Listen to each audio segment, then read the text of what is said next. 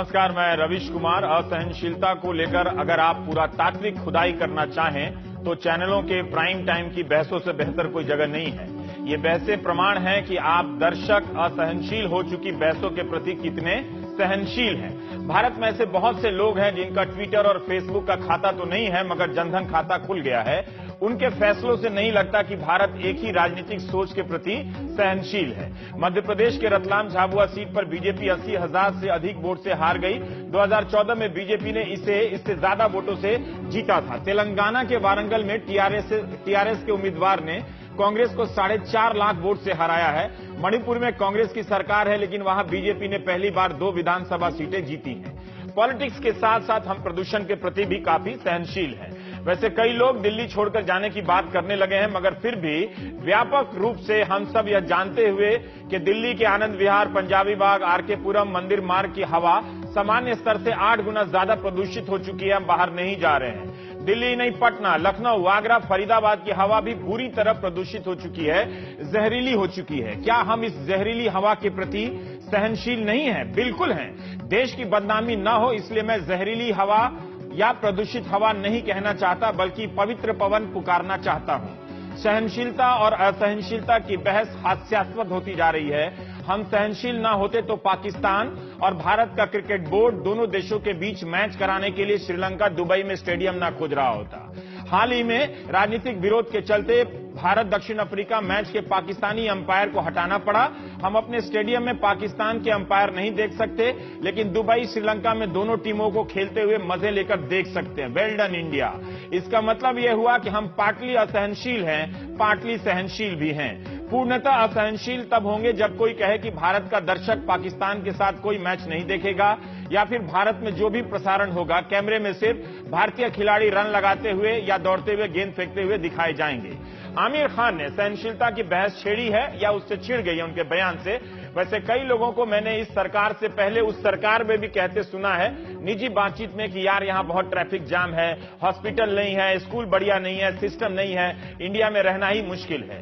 बहुत से लोग जो एनआरआई कोटे से राष्ट्रवादी बने हुए हैं आजकल वो सावधान रहें कि कहीं उन्हें भारत छोड़ने वाला भगोड़ा न करार दे दिया जाए।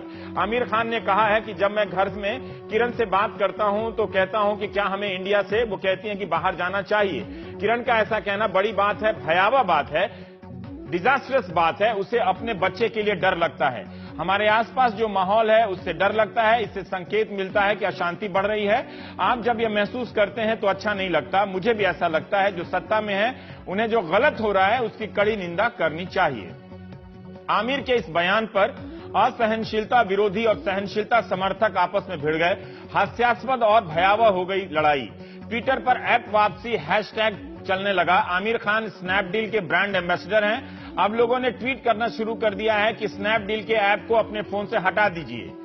स्नैपडील के ऐप की रेटिंग खराब करने लगे हैं। कुछ तो हैं जो सामान्य नहीं है। क्या यह असहनशीलता नहीं है? ऐप वापसी वालों का कहना है कि आमिर खान के बयान का हम सहनशीलता से विरोध कर रहे हैं। दूसरी तरफ कुछ ऐसे भी आ गए हैं जो स्नैपडील का ऐप डाउनलोड करने की बात करने लगे हैं। आपने ऐसे कई नेताओं के बयान सुने होंगे जो सरकार में मंत्री हैं, सांसद हैं और नेता भी हैं, जो कई संदर्भों में पाकिस्तान भेजने की बात कर चुके हैं।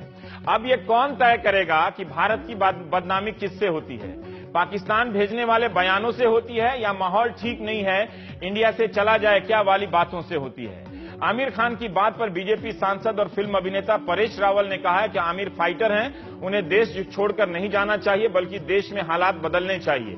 जीना यहां, मरना यहां। सच्चा देशभक्त अपनी मातृभूमि छोड़कर भागता नहीं है।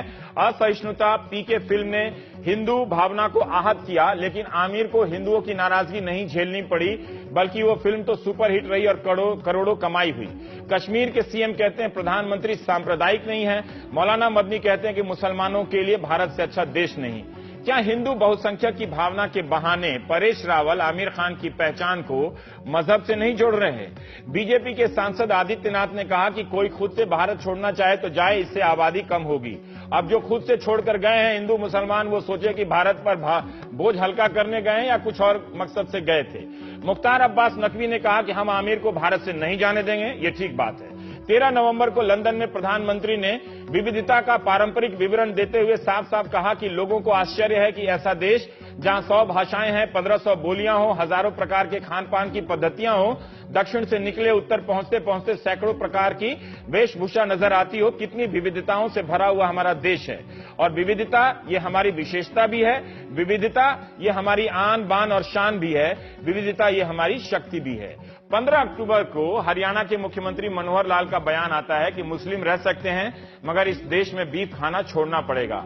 ऐसे बयानों से एक और स्पष्टीकरण की उम्मीद हो जाती है कि क्या प्रधानमंत्री हजारों प्रकार के खान पान की विविधता में बीफ को भी शामिल करते हैं। बीजेपी को लगता है कि सहनशीलता के नाम पर मोदी सरकार को टारगेट किया जा रहा है, क्योंकि मुद्दा उठाने वाले बीजेपी विरोधी हैं। दिवंगत साहित्यकार यूआर अनंत मूर्ति ने सितंबर 2013 में ही कहा था कि मोदी प्रधानमंत्री बने तो भारत छोड़ देंगे। बाद में जब बन गए तो 2014 में अनंत मूर्ति ने कहा कि भारत छोड़ने की बात भावुकता में कह दी, लेकिन मैं बीजेपी का विरोध जारी रखूंगा। अनंत मूर्ति का खूब विरोध हुआ, तब उन्होंने कहा कि मैं नेहरू और इंदिरा के खिलाफ भी लिखता रहा हूं, लेकिन ऐसा विरोध कभी नहीं झेलना पड़ा। तब मोदी प्रधानमंत्री नहीं बने थे, लेकिन तब भी मोदी प्रधानमंत्री नहीं बने थे जब अप्रैल 2014 में गिरिराज सिंह ने कहा था कि मोदी विरोधी पाकिस्तान चले जाएं। दिसंबर 2014 में तमिलनाडु में एक मामला होता है और वहां की जयललिता की सरकार है। पेरुमल मुरुगन के उपन्यास को लेकर विरोध इतना बढ़ गया कि जिला प्रशासन ने जबरन माफीनामे पर दस्तखत करवाया। मंगलवार के इंडियन एक्सप्रेस में उस प्रसंग पर एक लेख आया है, जिसके अनुसार बीजेपी और संघ के लोग इनकार करते हैं कि वे शामिल नहीं थे, मगर लेखक ने दावा किया है कि संघ और बीजेपी के लोगों ने भी मुरुगन का विरोध किया था, उसे हवा दी थी। मुरुगन इतना आहत हो गए कि फेसबुक पर लिख दिया कि लेखक पेरुमल मुरुगन मर गया है, वो भगवान नहीं है, अब दोबारा नहीं आएगा। हमारे मुल्क में कई धार्मिक संगठनों की तरफ से फिल्मों, किताबों का विरोध होता रहा है, धमकियां मिलती रही है और जान से भी लोग मारे गए हैं। ऐसी घटनाओं से तब जब देश की बदनामी नहीं हुई, विदेशी निवेशकों पर कोई फर्क नहीं पड़ा, तो अब कैसे बदनामी हो रही है। जनवरी 2013 में विश्वरूपम फिल्म के रिलीज होने पर हंगामा हुआ तो अभिनेता कमल हासन ने कहा कि मैं एक कलाकार हूं, मेरा किसी धर्म के प्रति कोई झुकाव नहीं है, ना तो मैं लेफ्ट हूं ना राइट हूं, मैं फेडअप हो चुका हूं, मुझे नहीं पता कि क्या चल रहा है, मैं किसी दूसरे राज्य में सेकुलर प्लेस की तलाश में हूं, अगर कुछ दिनों में वो जगह नहीं मिली तो मैं बाहर के सेकुलर मुल्क में चला जाऊंगा। तब किसी ने नहीं कहा कि कमल हसन के इस बयान से भारत की बदनामी हो गई। असहनशीलता नहीं होती तो प्रधानमंत्री की आलोचना करने पर अरुण शौरी के बेटे को क्यों निशाना बनाया गया। क्या हमें इस प्रवृत्ति पर खुलकर बात नहीं करनी चाहिए कि एक सरकार को हटाकर भी देखिए तो कितनी असहनशीलता हमारे समाज में मौजूद है कि हम एक दलित शिक्षक के हाथों पढ़ना नहीं चाहते, उसके बनाए हुए खाना को खाना नहीं चाहते। क्या ये असहनशीलता नहीं है कि देश की बदनामी हो रही है, ये बात कहना भी असहनशीलता नहीं है। क्या कल यह भी कहा जाएगा कि जंतर मंतर पर सैनिक धरने पर बैठ गए, इससे देश की बदनामी हो रही है। किसान आत्महत्या कर रहे हैं, उससे तो देश की बदनामी नहीं होती। देश में असहनशीलता बढ़ रही है, इस बात से बदनामी कैसे हो जाती है।